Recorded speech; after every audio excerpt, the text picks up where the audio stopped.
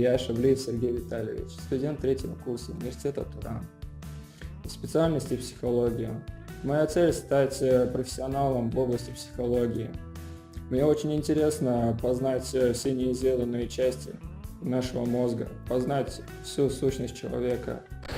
Мен Ермекова Диана Ермекқызы, психология мамандығының 3-ші курс студентімін. Психология саласында мен ерекше қызықтыратыны арт-терапия құралы. Арт-терапия құралы арқылы адамның психоэмоционалдық халіне шығармашылық тұрғыда әсер етіп, көмек көрсетіп. Мен Төлеубаева Майра Сапарғалиқызы, қазіргі таңда психология мамандығын меңгерудемін. Болашақтағы арманым HR маманы болу. Яғни HR мамандығының қыр-сырлары мен психологиялық астарларын меңгеру. Мен Жүніс Ағырке Жәнібекқызы, Тұран университетінің 3-ші курс студентімін. Мамандығым психолог.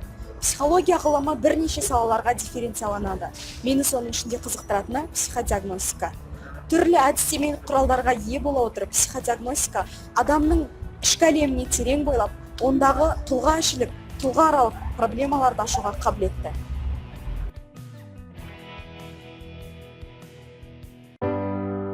На мой взгляд, психофизиология – одна из интереснейших и уникальных наук. С помощью нее мы можем заглянуть в подсознание человека, а с помощью современного оборудования можем наглядно показать все психические процессы и отдельные структуры работы мозга.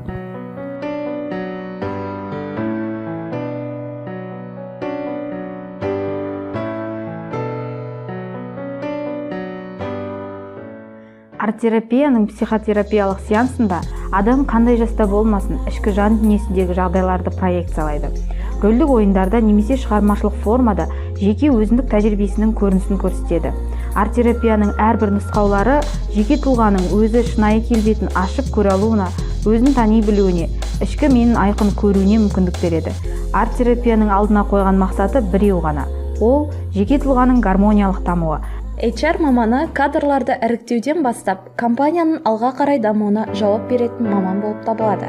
HR маманның алдында тұрған міндеттер қатарына кәсіпорынның еңбек ұжымының нақты және үйлесімді жұмысын ұйымдастыру, компания қызметкерлерін оқыту және тренингтер жүргізу, бос лауазымға үміткерлерді іріктеу, қызметкерлерді көтермелеу, жазалау жүйесін құру, компанияның корпоративтік стилін қолдау және әзірлеу.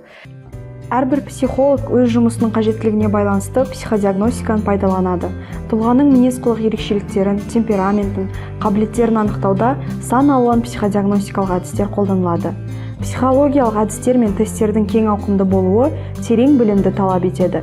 Психодиагност үшін өз маманның шебері ретінде қолданылатын әдістердің, тесттердің сенімді, сонымен қатар валидті және де стандартты болуы маңызды рөл атқарады.